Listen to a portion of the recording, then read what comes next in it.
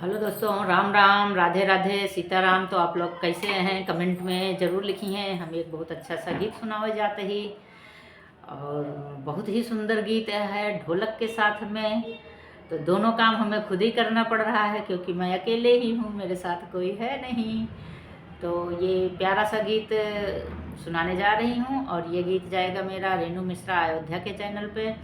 तो आप लोगों से उम्मीद है कि बहुत अच्छा सा रिस्पांस दी हैं, फुल वॉच करके देखी हैं, और हमरे मेहनत के सफल बनई हैं। हमार उम्मीद न टूटे दी हैं। बहुत उम्मीद है आप लोगन से कि हमार चैनल अच्छा चलई हैं, ढेर सारा प्यार दुलार दी हैं।